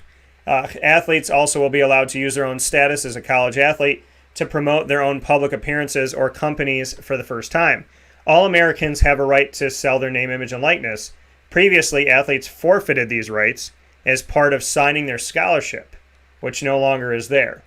So there's roughly a dozen states that have laws in effect that dictate how college athletes can profit from their name, image, and likeness. The NCAA has instructed individual schools in states that don't have a law in effect to craft their own policies based on loose guidelines that are designed to prevent pay-for-play deals and payments that are used as recruiting inducements. So schools will not be allowed to pay athletes directly, and so that's something to look at too. We talked about the fact that they can hire agents, tax professionals, and lawyers as well as others. So athletes are allowed to do that. but the contracts that they have with these agents, tax professionals, lawyers, and whatnot cannot stipulate that they'll represent them in future negotiations. So, well, when it comes down to agents. So, a current contract with a player. So, if somebody signed a contract with Taj Harris, Syracuse's wide receiver, to represent him now, there can't be a place in the contract that says that they will also represent them if they turn pro. The NCAA does not have any rules that restrict boosters from paying athletes as long as those payments are not directly for their athletic performance or an inducement for recruiting purposes. Some new state laws address booster involvement in different ways, and some might need further interpretation. This is a very gray and cloudy part of the name, image, and likeness conversation. Boosters, the handshakes with money in it. Oh no, that's not for their play. That's because I'm a business owner. I'm a startup business. I don't have my LLC yet. You know, this is a very dicey world, and this is where teams and players used to get in trouble. Boosters paying athletes. So boosters can pay athletes as long as those are not directly connected to their athletic performance or an inducement for recruiting purposes. How are you supposed to track that? That is an issue. Are schools allowed to arrange name, image, and likeness opportunities for student athletes? Now, some state laws restrict schools from arranging deals for their athletes. The NCAA rule leaves that decision up to schools, but it warns that schools need to be careful that they don't cross any lines into an area that could be paying the players or using NIL payments as a recruiting tool. Another area that is very confusing and not ready. So, state laws and policies crafted by individual schools create an inconsistent variety of restrictions for athletes depending on where they attend school. In some places, athletes can't endorse alcohol, tobacco, or gambling products. Others have some restrictions on whether athletes are allowed to use school logos and other copyright material and any paid opportunities. Most states and schools prohibit athletes from signing any deals that conflict with the school's sponsorship agreements. So, for example, if a school works with Pepsi, then they wouldn't want their student athletes working with Coca-Cola. Will anybody be required to report their activities to their school? Most state laws provide a time frame in which athletes need to share the details of any name, image, and likeness deals with their school. In some states, the schools need to approve of deals ahead of time. The NCAA rules don't specifically require that athletes report their deals to the school. And, I mean, there's just more questions. More and more questions here. The question of, will there be a universal set of rules at some point? And that's up to Congress. And right now, Democrats and Republicans are allegedly divided on the scope of reform. They want to include a congressional law. Republicans are pushing for a narrow law that only addresses name, image, and likeness rights. Democrats want to make schools provide increased medical coverage, academic benefits, and the right for athletes to collectively bargain in the future. That's going to be a giant you-know-what show. So it's just all over the place. It also means that we could get video games back with athletes. You know that some of these games have gone away. The NCAA football game went away a long time ago. And they could be coming back. As far as the fans go, we've talked about athletes in schools having issues with one another and fighting with one another. There's a lot of gray areas in this. A lot of gray areas. But those are some answers that have come here, and I want to thank ESPN staff writer Dan Murphy for providing some of these question and answer content pieces. I want to give him credit for that. So we'll take a step aside for a fast break on Wake Up Call with Dan Tortora. When we come back, we will be featuring Antwon Bailey here where sports meets life on Wake Up Call with Dan Tortora, giving his thoughts on name, image, and likeness, as well as returning to Syracuse for a camp, a running back developmental camp for a day, actually on my mom's birthday on July 24th. So we'll talk about all of that in just a minute here inside of the Cafe Kubal studios where sports meets life on Wake Up Call with Dan Tortora.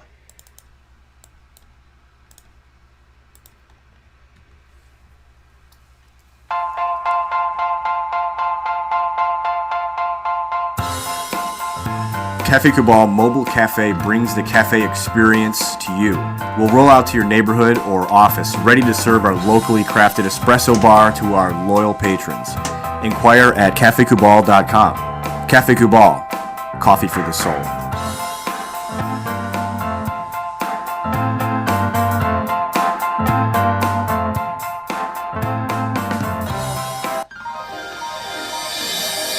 Ma and Pa's Kettle Corn and Popcorn Factory, located on 201 7th North Street in Liverpool, is home to over 40 flavors with more than 200 flavors in their total wheelhouse. Sky's the limit for this sweet and savory Central New York company. Keep it local at your parties, fundraisers, wedding showers, baby showers, and more by calling 315-450-MA-PA. That's 315-450-6272 for popcorn bars with custom flavors and colors at your upcoming event. Make sure to visit them on 201 7th North Street in Liverpool, New York. And for more information, go to maandpassnacks.com. Ma and Pa's Kettle Corn and Popcorn Factory.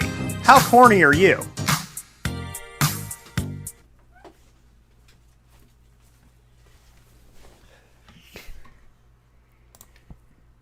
The Millhouse Market, located on 3790 New York 13 in Pulaski, New York, is worth the drive every time. Make sure you make your way out to Millhouse, but first download the app on the Google Play or Apple App Store.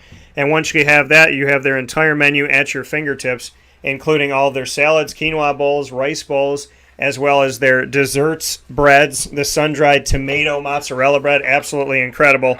And, of course, from there, you have so many other great things, from their sandwiches that are named after the families that settled today's Pulaski, ingrained in our community and ingrained in our taste buds. The Millhouse Market is open for you Tuesday through Saturday from 7 a.m. to 8 p.m. and on Sundays from 7 a.m. to 3 p.m. So make your way out to the Millhouse Market for their general store inside with local products from local companies, even outside of Millhouse, as they continue to pay it forward. They have their indoor dining area, and they have their drive-through window where you can grab your food and go.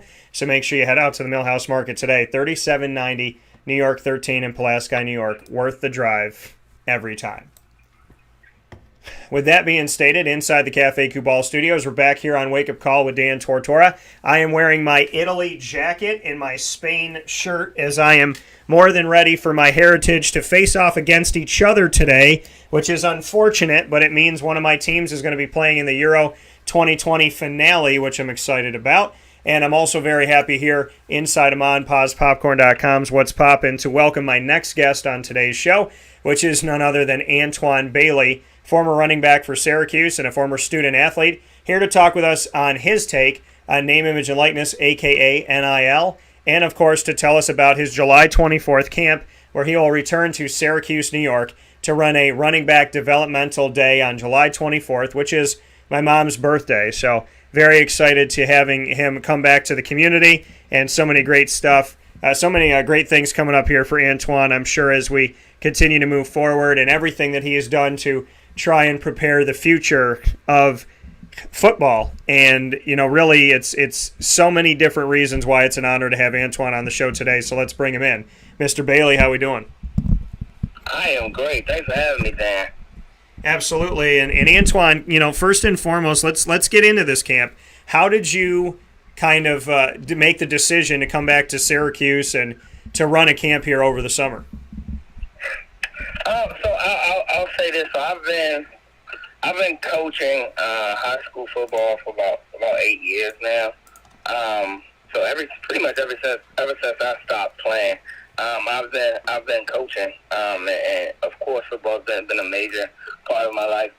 Over the last year or so, I started my own training company, and I trained a lot of backs, a lot of running backs in the DC, Maryland, Virginia area. So I've been building over the last few years, like I said, and I really just got pretty official within the last year or so, and things are going well down here.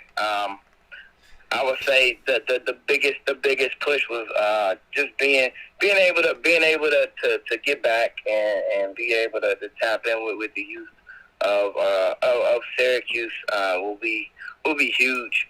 Be huge and be able to give back some of what I've learned for sure, and continue to grow the sport and grow the position as well. You know, and Antwon, you coming back here and getting to do that on July 24th. You're going to be at Christian Brothers Academy, my alma mater at CBA. How did that all work out that you have an opportunity to head over there, which is just seconds from Syracuse University and obviously from Syracuse's practice facility. So you're right down the road. Why CBA and how did that all work out? I would say a couple of things for sure. Of course, we have a good amount of alumni from CBA, and especially with the connections there. We have Bruce Williams over there, and he's over there coaching. So that was an easy connection. Especially with a guy who I've kept in contact with over the years, so definitely an easy connection. And we've been talking for a good while about doing a camp of some sort up there in Syracuse. And with the hopes of growing it to different positions and having different alumni be able to come back and be a part of it. So there's a small portion of the bigger vision for sure. And what can we expect to see from this? Who is going to be at the camp with you? We're still building as far as this one. This will be running back base for sure, but you'll definitely see Bruce Williams there, and the goal is to get a few of the guys back in town for sure, to highlight this thing. But I'm looking forward to it for sure. Antwon Bailey returning here, and you're doing it on my mom's birthday. So some cool stuff with that, having Antwon Bailey back in the community, and I'm excited to have you back here. Absolutely. And, Antwon, for you, like you said, you've been coaching for a while, really been coaching ever since you finished up playing. So what has life been like as a coach? How have you learned the game better through the coach's eyes? Because I'm sure there's probably, just like being a parent, there's probably some things where you said, why is this coach saying to me, I'd never say that to anybody, and now you're saying it to your players. Do you have any of those moments where you say, these are things I never liked hearing as a player, and I promised myself I'd never say to my own players, but now I'm saying them? Do you have anything like that? Definitely. Like you have, I would say, so for me, my time at Syracuse, especially early on, well, like probably midway through, I'd say, when Marone was the head coach, we had Hackett as our offensive coordinator. Like there were times where I would be, I would get in my feelings a bit. I can definitely say that now. About situations and touches and usage. And my running back coach at the time, Tyrone Wheatley, we would have conversations, and just being, I guess, unaware of how important the specific situations were. Rather be that those third downs or having the ability, to line up in different spots. At the time with us having DeLon Carter, DeLon at the back, my role was a lot more important, in that third down phase of things, rather that was protection or receiving. But like I said, during those times, like it would be frustrating at times because in my mind, I'm a running back, so I want to run the ball. That's a very important part of being a running back. But as a coach, now looking back and being able to understand those situations, having to have conversations with some of my players around those specific situations, though it may not be the thing they want to hear, or remembering how it made me feel going through those things. But I try to give it to them in a way that they'll understand. But as I know, as a guy who went through that part of the game, it's tough. It's tough. Yeah, and the thing is, like you said, learning these pieces and learning these things as a player, and then as a coach, having to kind of understand it and see it come full circle. What's the best piece of advice you think you ever took as a player that's making you a good coach now? It will probably be from Coach Casulo. Never as good as you think you are is never as bad as it seems. Don't let the emotion of that. Don't let the initial emotion of that situation get the best of you. Never get too high, never get too low. You're never as good as you think you are. It's never as bad as it seems. Once you go back and watch the film or assess the situation, it's normally fixable. And once you those great moments, there's always something we can get better from. Yeah, and that's some great advice, because that's not just in football, but in life in general. You have to kind of navigate through that. It's never as bad as it seems, and you can always stand to get better and whatnot. So I can appreciate that. And Coach Fasulo is a normal on Wake Up Call with Dan Tortora. Bob, Coach, and having him on here, it's to have that connection and be able to have him on the broadcast. It means a lot. So, do you still keep in touch with him today, or what can you say about that? I don't. To be totally honest, but that's definitely something that I continue to pull from. As I do from a lot of the coaches. I've had.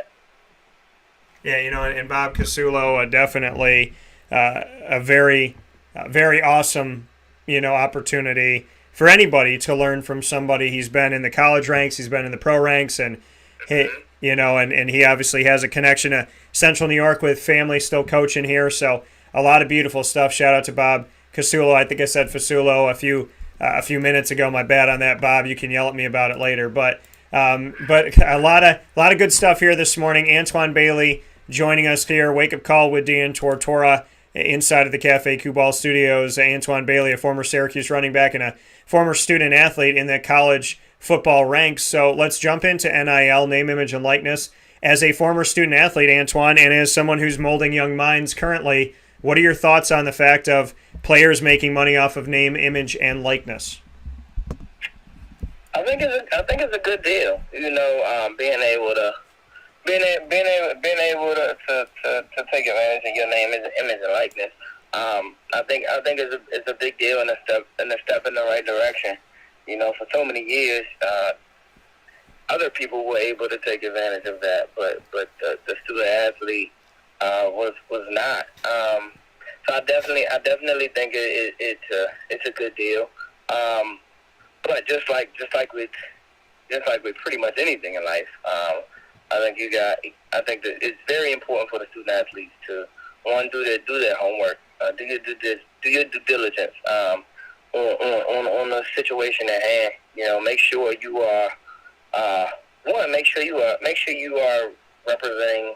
Make sure you are representing a brand that aligns with who you are. For a quick dollar is not enough to sustain your reputation or your image. So make sure you're aligned with brands that represent you best. Make sure you're doing your homework, and make sure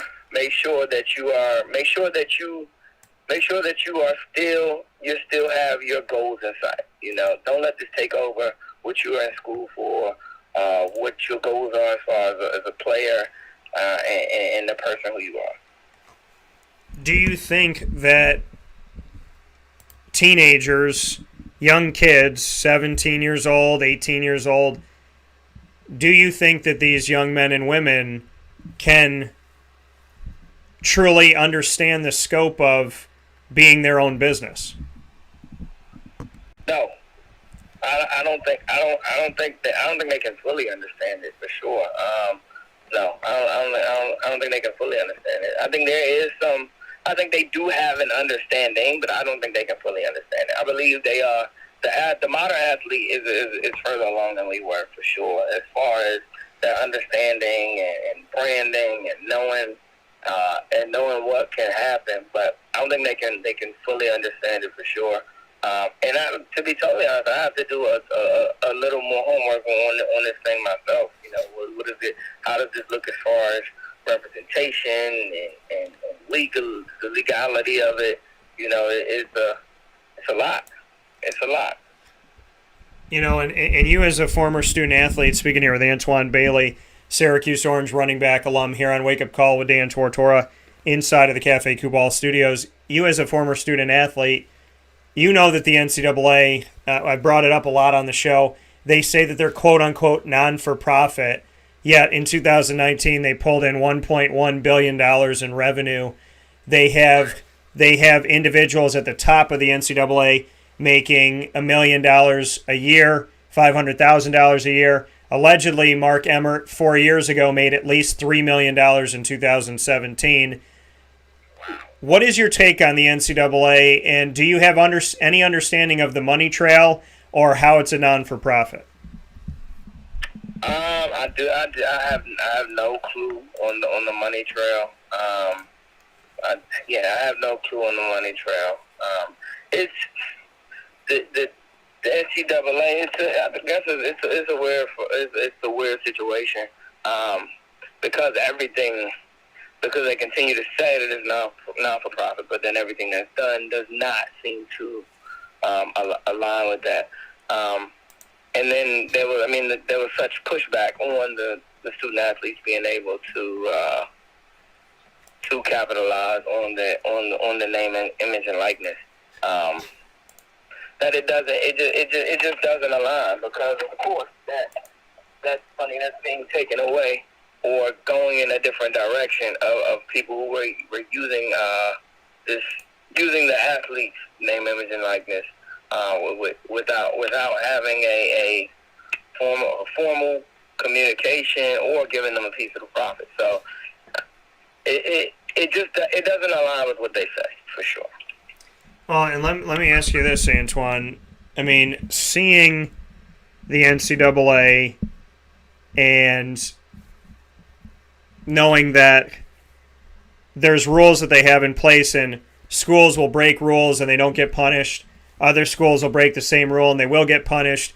Some schools get punished worse than other schools for the same breaking of the same rule. And then on top of all of that, there's a non-for-profit. And then on top of all of that, there's the autonomy group of the Pac-12, the Big 12, the Big 10, the ACC, and the SEC that essentially are self-governing by definition and legally within the NCAA, kind of putting them in a situation that they can leave at any time. They're kind of like a ship at the NCAA dock, and they can take up their anchor and leave whenever they feel they want to. I said about 4 years ago or so, I said 3 or 4 years ago on my show on Wake Up Call, I said, if the NCAA continues down the road of not punishing people the same way for the same crimes, now with the autonomy, with all these things going on, you added name, image, and likeness. Over the years, I've made the statement that if the NCAA consistently is inconsistent and they don't punish people that are supposed to be punished, schools that are supposed to be punished, and they don't treat people equally, on top of that now, name, image, and likeness, on top of that now, the autonomy group, on top of that now, the fact that there's no check and balance for the NCAA, and the fact that President Mark Emmert said he has no jurisdiction over college football, so essentially he's the president of nothing. I've made the statement that the NCAA cannot exist the way that we know it, if they exist at all, within the next 5 to 10 years. And I said that about 4 years ago, so we're getting closer to that 5-year mark. Do you think the NCAA will exist with everything going on? Am I right that within the next 5 to 10 years the NCAA will change or be rendered invisible? What's your take on the future of the NCAA? I can see a change. I can see a change for sure. I can see a change for sure, especially with this breakthrough of the NIL. Because I mean, essentially, recruiting is going to be affected. Essentially, with the addition of the transfer portal, and now you add on top of it the NIL. I think it'll change for sure, because now on top of not being able to, on top of not punishing people the same and not treating people the same, now you have this whole other element of the NIL and money being involved. Like it just doesn't. Once again, it just doesn't fit, and I don't think they won't be able to set boundaries, let alone be able to follow through on those.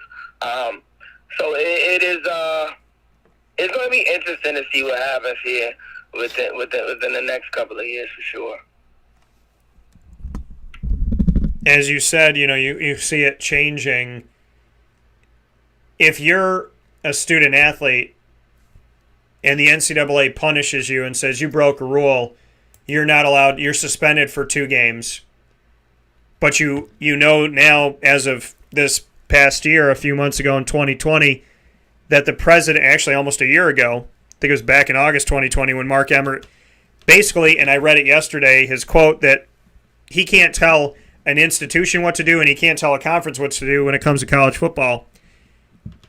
If the NCAA said, Antwon Bailey, you're suspended 5 games, but you hear the president of the NCAA say he has no jurisdiction over college football, do you go to your coach and keep playing? Because I'm just trying to understand, if you can't make decisions for college football and you can't tell them what to do and you're not a leader and you can't oversee them and you're not the boss of college football, then how can you punish student athletes who play college football? So what would you do if you heard the president of the NCAA say, I have no jurisdiction in college football, but Antwon Bailey, you can't play for the next 5 games? Right. I mean, it's a slippery slope. It's a slippery slope for sure. You get on your it would almost be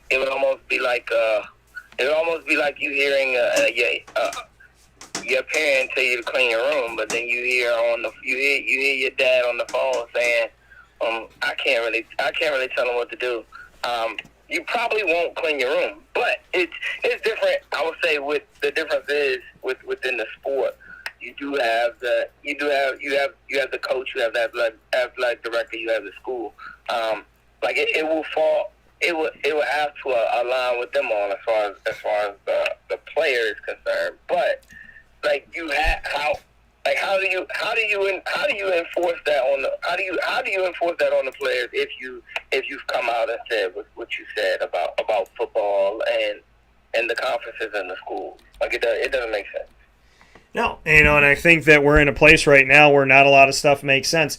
What is your deepest concern with name, image, and likeness? As a former player and as somebody who molds young minds currently, what is your biggest concern?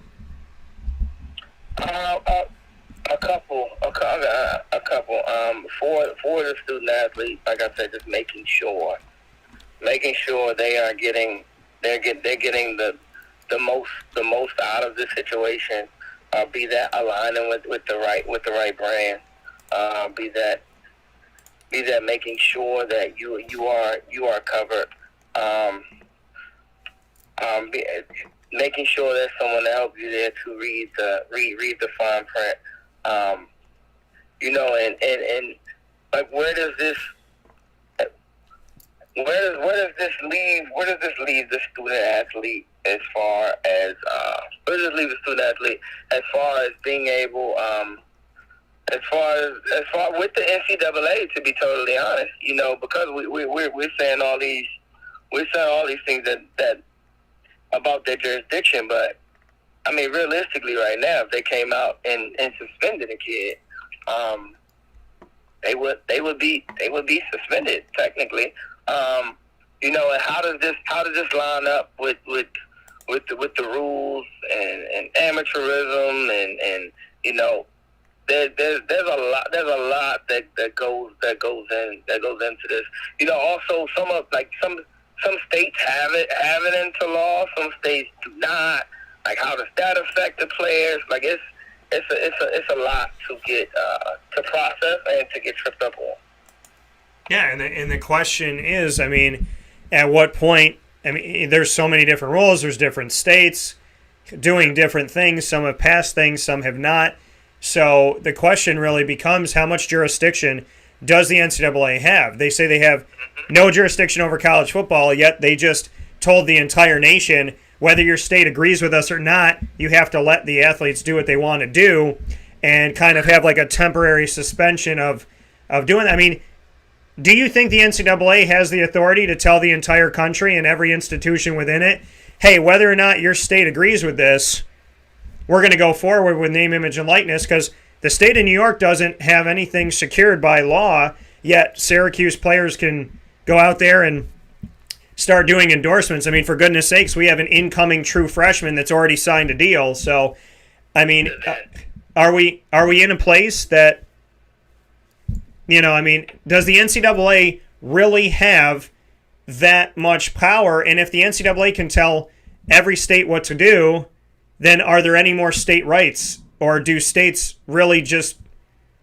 not have any more opportunities to say they agree or disagree? Because there's only a handful of states that have agreed on this, and there's 50 states in the union. So does the NCAA have the right to tell the country what to do? And secondly, does that mean that states literally don't have any rights anymore? It's a slippery slope, because it's a slippery slope because you just said that you can't tell college football what to do, but you can tell the state. You can tell the state what to do and or the schools what to do in this matter. It's a slippery slope. It's a slippery slope for sure. Yeah, definitely one. And this is where my worry for the student athlete comes into play. What happens? What happens next? Yeah, and it puts us in a tough situation as we move forward. Antwon Bailey hanging out with us. And before we let you go, Antwon, coming to us as a former Syracuse running back, speaking on name, image, and likeness, as well as his running back developmental camp coming up July 24th at Christian Brothers Academy here in Syracuse, New York. Antwon, you spoke about coaching. Let everybody know where you're coaching and what you're doing right now, because it's truly incredible that you get to continue to stay connected to the game the way that you are. So let everybody know what you're doing. Oh, for sure. So I run a running back training company in the D.C., Maryland, Virginia area. Goes about RV Mechanic. I'm also coaching high school football at St. John's College High School, my alma mater, in D.C. So I am the offensive coordinator there. So those are my two ventures to stay connected to the game. And being at your alma mater of St. John's, how did it come about that you got to go back there? And it's got to be extremely meaningful to you to come full circle. So first and foremost, congratulations for being back with the Cadets. What's it like for you to be back home at St. John's, and how did this opportunity present itself? Awesome. It's amazing to be back. Nothing like being home. It's actually my second time back. When I first started coaching, I was at St. John's, and then I left, and I also teach in the school as well. So a couple of years ago, I started teaching back in the school, and the now head coach at St. John's, Pat Ward, was one of my coaches when I played at St. John's, and he asked me to come back on staff and help out. So that was definitely honored to be back, and give back to the St. John's community and be working there and be just be a part of that cadet culture once again. And for you to be back there with St. John's, what's the most exciting part? Being offensive coordinator there now, what are you most looking forward to? What are you most excited about? What kind of drives you to be back there a second time? Well, technically a third time. Right. I would say that the school community, being able to being part of these guys' lives on and off the field, being able to seeing the entire school community come together for the events and the home games and just that entire atmosphere. There's nothing like it. And very excited for you to have that opportunity and have that. I mean, what's it like to be on the other side of recruiting now? You know, when you're at a school and colleges are coming to look for players and whatnot. Who do do you talk to everybody? I mean, being in that area, do you feel that for you get to hear from all around the country? Is it certain places? What can you tell me about being on the other side of recruiting now? Well, we have a good amount of guys who go Division I.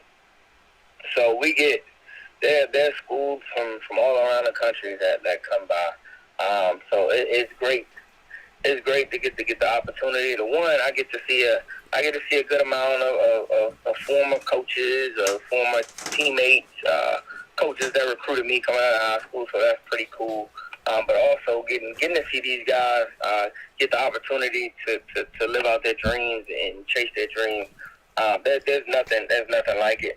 Of course, things were a little bit different this year with COVID and schools not being able to get out on the road like they normally do. But it's always a great experience to have those coaches come through. And what should people know about St. John's? And when you look at this team and you look at the talent that you have and whatnot, what should college institutions know about this school? That when you're getting a cadet to come to your school, you're getting a whole product. So you're getting someone that's going to be a good person. You're getting someone who's been a part of a program for the last 4 years. Someone who's going to take the academics seriously, and also someone who's going to be a good team player.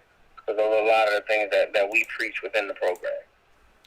That coming from Antwon Bailey, speaking on the St. John's Cadets, where he is currently the offensive coordinator. No big deal. Finished off your time there with 3,000 yards, around 3,000 yards and 45 touchdowns. So a lot of great stuff from Antwon Bailey. Obviously, he came to Syracuse and continued to impress. So, Antwon, looking forward to having you here in just a couple weeks. And very much appreciate having you on the show, as always, inside of the Cafe Cubal Studios. Wake Up Call with Dan Tortora, here with Antwon Bailey. Thank you for being so generous with your time, and I know you had a lot of stuff going on this morning, so I appreciate you taking some time with us today. No problem at all. Thanks for having me. I'm looking forward to being back in Syracuse. Get a happy early birthday to your mom, and my birthday's actually on the 16th, so I'll send a shout out to Mom. Thanks for having me on once again, Dan. Absolutely, and I know she gives a shout out right back to you. So happy early birthday to you as well. Yes, sir. Appreciate it. All right, take care. That coming from Antwon Bailey one more time on Wake Up Call with Dan Tortora, where sports meets that thing called life. We'll take a final step aside. We're right around 10:50 a.m. Eastern Time. Perfect timing for the ingredients to success. Coming up right after this on Wake Up Call with Dan Tortora.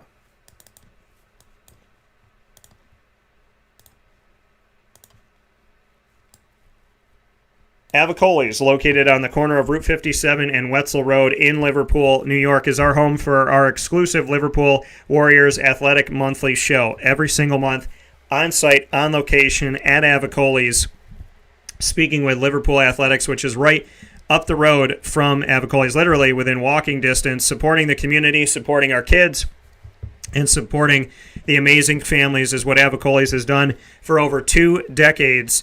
And they are open for you Tuesday through Sunday for lunch, dinner, and drinks. You can go and see them on the more casual pizza side, as well as on the fine dining side, the bar area, and outdoor dining. 4 different ways to experience Avicolli's and the beauty of this wonderful local restaurant that, in my opinion, has the best veal parmesan you're going to find around. And you can obviously call them for takeout, delivery, and catering at 315-622-5100. That's 315-622-5100. And, of course, go to myavicollis.com.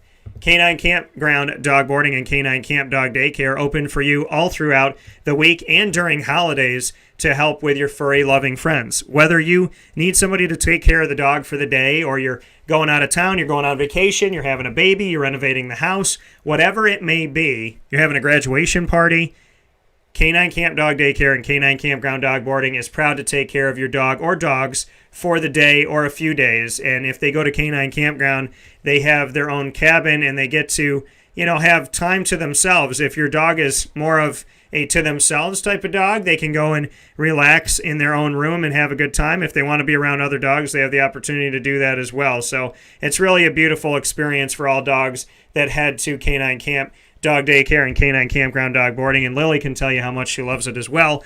242 Johnson Street in East Syracuse, right off of Bridge Street, where you'll find Canine Campground Dog Boarding, and the Dog Daycare right around the corner on 228 Old Bridge Street in East Syracuse. So make sure you get in touch with them today. PB&J's Lunchbox is the food truck you've been following all over Central and Upstate New York, and you continue to do so, and I thank you for that, because they're constantly out there with their food truck. But now you can go to them. So when you're jonesing for their food, you can actually head right off to their Streetside Cafe, their new location on 663 Old Liverpool Road in Liverpool, New York. 663 Old Liverpool Road in Old Liverpool, New York. Open Monday through Saturday from 9 a.m. to 7 p.m. for breakfast, lunch, and dinner. And you can get breakfast, lunch, and dinner on the menu any time of the day between 9 a.m. and 7 p.m. So make sure you head out there for that, including their award-winning grilled peanut butter and jelly with those roasted pecans that are inside of it. And close to the Thruway, close to the highway, close to Destiny USA and Onondaga Lake Parkway, PB&J's Lunchbox is a perfect place for you to head out to today. Victory Sports Medicine and Orthopedics, want to give them a shout out as well. Very, very appreciative of all they've done for me with my injury and everything that's gone on in my life over the last almost 10 years. Victory Sports Medicine and Orthopedics is the first time I truly felt like a doctor listened to me, cared about what I had to say, and led me through things point by point. I can't thank Victory Sports Medicine and Orthopedics enough for their level of care, their level of concern, and their transparency. They truly are worth giving a call at 315-685-7544. That's 315-685-7544 to Victory Sports Medicine and Orthopedics. Make sure you get in touch with them today. With that being stated here on Wake Up Call with Dan Tortora, we're back inside of the Cafe Kubal studios, and it is time for the Ingredients to Success, proudly brought to you by Avicolli's on the corner of Route 57 and Wetzel Road in Liverpool, New York. Every Tuesday, we round out the show around 10:50 a.m. Eastern Time with the Ingredients to Success. It gives me an opportunity to pick a topic and give the ingredients to success for that topic. So, the topic for today, for the ingredients to success, is there's a few things on my mind, but I would say that the topic for you know what? Saying exactly that is kind of what I'm saying, is thinking things through and getting out of our own head. I've been an overthinker for most of my life. And I had to teach myself to not think as much. And I know somebody might misquote me in saying that, but what I mean by that is I've consistently been an overthinker over time. And somebody who, just thinks about something over and over and over again and goes over the same thing a million times, well, that only drives you nuts. And it only takes you away from really living in the moment and being happy. And so what I've learned over time is to not be an overthinker.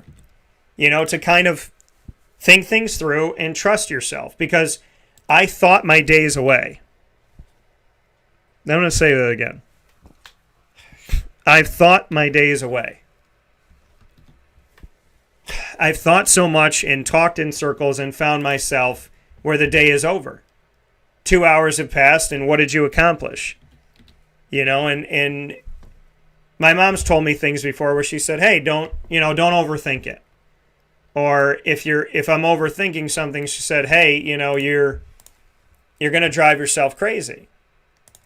And I think a lot of us, well, I can't say a lot of us, I don't know, but I would say, that there's overthinkers in this world, right? And some people say, well, I just want to be thorough. There's being thorough and there's being kind of detrimental to your own health. And I know that in my life, in this past year and a half, I really had to work through it. And I had to work on it. I had to think about what I was focusing on first and foremost. Like, what was I spending my time thinking about? And was I thinking about the solution or was I thinking about the problem?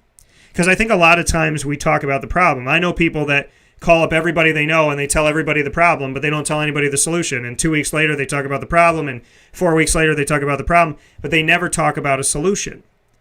And I think if we always talked about, wow, there's not an easy way to get anywhere, and we just talked about the problem and talked about the problem, we would have never built roads.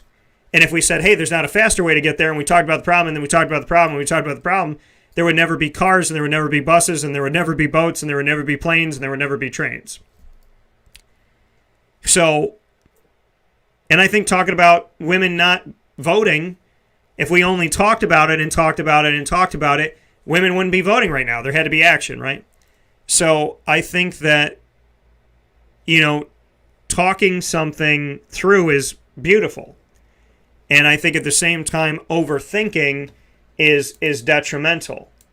There's decisions that I have to make with my company that I can't afford to think about 1,000 times. I have to trust myself. You go into a meeting and you say, okay, here's a perfect example. When I build a plan for a company, I think about what I want to say and kind of where I want to go, right? And I don't go into the meeting unless I feel comfortable. Now, has there been moments in time where I've gone into a meeting and, I said, oh, I really wish I would have thought this through better. Yeah, there's been times of that. But nowadays, when I go into a meeting, I say to myself, what's the plan? What is my idea? What are my thoughts? What do I really want to get at? And if they say no, or they want to negotiate and compromise and kind of change things up, do I know the spirit of the idea? The letter of it and the spirit of it. And the letter of it is, this is what I wrote down. The spirit of it is, what am I trying to accomplish? And if you know what you're trying to accomplish, then you may have to change the letters. You may have to change the thought. You may have to change the plan, but the spirit is still there. And so I think what keeps me from overthinking it is knowing, okay, Dan, you got a meeting at 1 o'clock. You got to have this done before 1 o'clock. You have to have this done before 12:30 because you got to drive.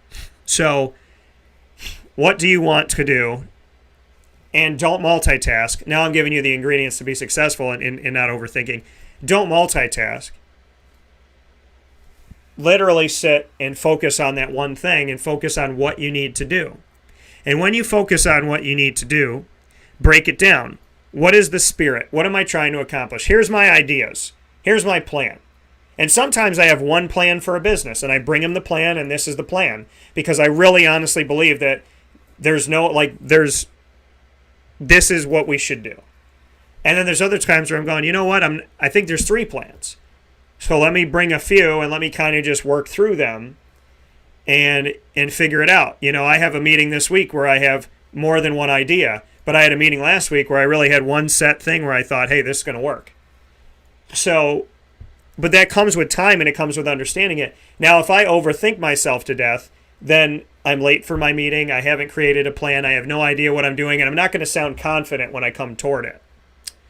So there's a level of thinking through a process, and there's a level of overthinking a process. And when I overthink, I stay up all night. And that makes you tired in the morning. It makes you less functional. So there's things you have to really think about, right? And I think at some point in our lives, we've maybe overthought something. Maybe every single one of us has. We've overthought whether or not we should buy tickets to a concert. We overthought whether or not we should go on vacation. We overthought, if we should start a business. And that's where you find things never getting done. So you really have to work with it, and you have to trust yourself. And that comes with time. Trusting yourself, trusting your heart, trusting your gut, trusting what matters, trusting your process. It's time, because we're all different. We're all a little bit different, which is why God made each of us. It says something about God when identical twins are different people. They look the same. But normally they have different career paths. They have different personalities. They have different ways that they joke. One of them can sing and one of them doesn't sing. It's amazing how people think that, we're all, we got to all be the same, or we got to be this, or we got to be that, or you got to box people into groups when identical twins are not even the same. So I think you kind of have to know who you are, and you have to trust who you are. And that comes with time. Me trusting in my decision making, me trusting in what I do. There's certain parts of my life where I trust it completely. There's other parts of my life where I have to work it through. There's things that you would think are huge things in your life you might take, months to decide, and I can decide it in a minute and never question it. And then there's other things that you could decide in a minute that I might sit with for years.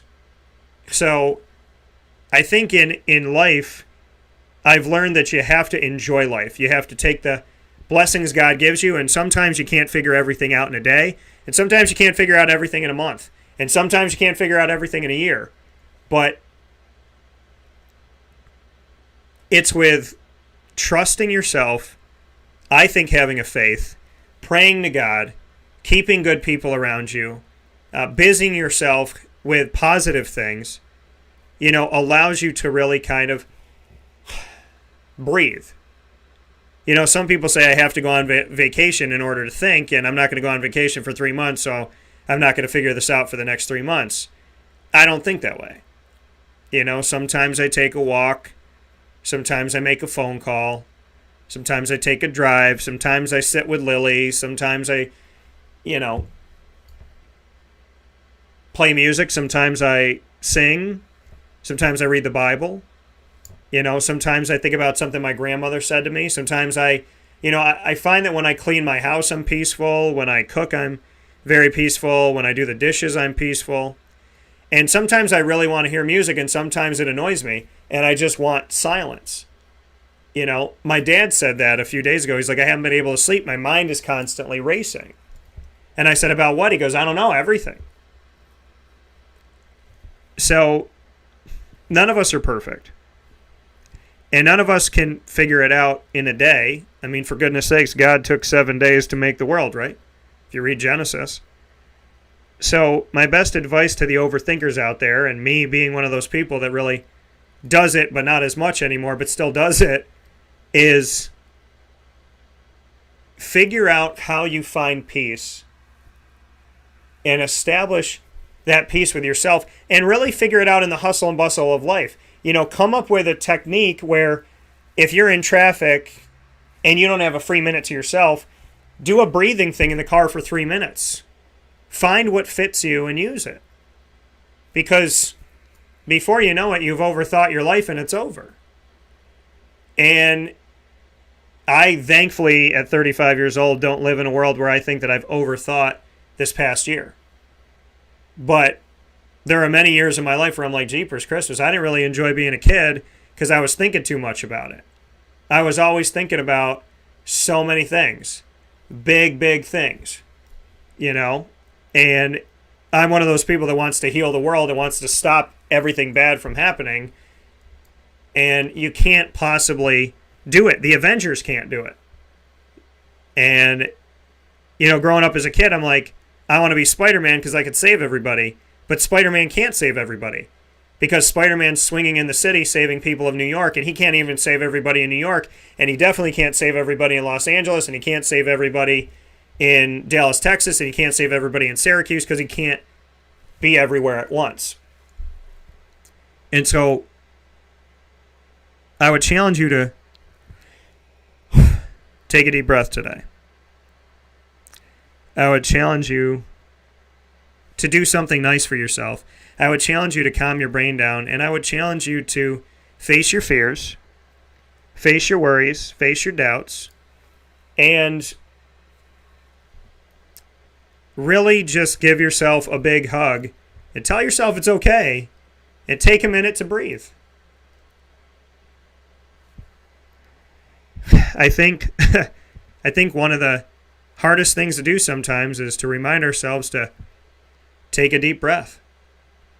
And for someone who talks for a living, I have to remind myself of that all the time. So,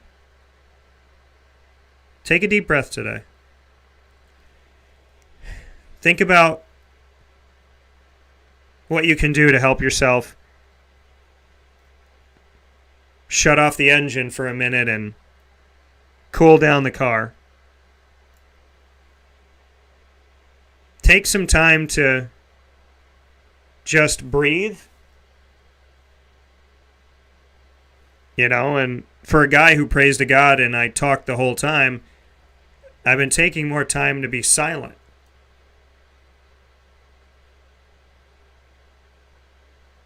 So take some moments in your day-to-day and just be. Just be with yourself. Remind yourself that you love yourself. Remind yourself that God loves you. And remind yourself that everything's going to be okay. And there's nothing that can happen in your world today that you can't handle with the help of God. I found that prayer in my home. And it was given to me by my Feeney. For those of you that know Boy Meets World, Mr. D, shout out to Feeney D. And on the front of it, it's got a picture of Jesus. And on the back of it, it has, this statement. God, help me to remember that there's nothing that I can go through today that you and I can't handle together. I found that prayer in New Orleans in 2006, in May. 8 months after Katrina hit. We did 4 houses in 5 days, trying to get the houses down to studs so that they could be repaired and rebuilt. And our job was to try and salvage anything we can salvage for the family. And in 2 houses, not only did I find the same prayer, but I was the one that found it. And somebody asked me to read it because I had not only found it once, but I had found it twice, and I was the one that somehow came upon it in 2 different houses in 2 different places, and that was the prayer. God, remind me today that there's nothing that you and I will go through that we can't handle together. So I remind your brain of that today when your brain is not quiet, when your brain is bothering you, and when life seems too difficult to carry on. Remind yourself that there is simply nothing you will go through today that together with God you can't handle. So take a deep breath. Do something nice for yourself. And trust yourself. And trust that love will always find a way. Love for yourself, love for others, and the love that God has for you and you for God. And be positive. Even when it's hardest to be, that's when you need to be positive. Because God doesn't want to see you be positive when you're positive. God wants you to see positive when it's negative. He wants to see you show him that you've learned something. And that's a challenge for me every day. But a challenge that I want to pass. And I want you to pass it too. Which is why I've passed these ingredients to success along to you. Proudly brought to you by Avicolli's on the corner of Route 57 and Wetzel Road in Liverpool, New York. For now on Wake Up Call with Dan Tortora, I want to say thank you for watching the show, for listening to the show, and for being a part of the show. Every Monday through Friday from 9 a.m. to 11 a.m. Eastern Time on mixlr.com/wakeupcalldt, on wakeupcalldt.com, on facebook.com/wakeupcalldt, and facebook.com/livenowdt, as well as on youtube.com/wakeupcalldt. And a proud thank you and a proud welcome once again to my incredible new partner here, Mother's Cupboard, 3709 James Street. Not like I have to tell you, but I will tell you. In Syracuse, New York, Mother's Cupboard, it is known all across the country and maybe even the world. And your boy is getting his own wake-up call menu item at Mother's Cupboard that you can order every single day. That's coming up soon. We're going to be in the lab working on it this week. And we're going to have food challenges every single month. I cannot wait to be at Mother's Cupboard with you. Head out to Mother's Cupboard today. Open daily. And if you can finish the whole frittata, guess what? You get a t-shirt, you get your picture up on the wall, and you get to be a part of history in one of the most historical, if not the most historical restaurant in all of Syracuse, New York. Mother's Cupboard. Shout out to you. Welcome to the family. so much excitement and appreciation for Pete and Amy and the entire team at Mother's Cupboard, and I look forward to everything we're going to do together. So God bless on that. With that being said, inside the Cafe Kubal Studios, this is Wake Up Call with Dan Tortora. I appreciate you being here, and I want to give a big time shout out to Julian Whigham for being a part of the show. I also want to give a shout out to Antwon Bailey, and of course to the Ingredients to Success and Avicolli's for all that we get to do here together. So have a great day. Find us on Facebook, Twitter, and Instagram at Wake Up Call DT on Facebook, at Call DT on Twitter, and at Wake Up Call _DT on Instagram. Of course, wakeupcalldt.com and youtube.com/Wake Up Call DT. God bless. No stress. Do your best. I got to live by those words. I hope you do too. God bless, which means God is here for us and always blessing us. No, and to remember your blessings. No stress. Don't worry. Worrying has never solved a problem. And do your best. Be the best you can be and trust that that's always going to be good enough. I'll talk with you all soon. In the meantime, have a fantastic day. God bless you. God bless Lily. It is Lily's birthday, my little baby. So a big happy birthday to Lil Bills here on July 6th. And she turned 5 today. So I love my little baby, and I send my love to you all, and I hope to talk to you all soon. So be well, and I'll talk with you tomorrow, God willing.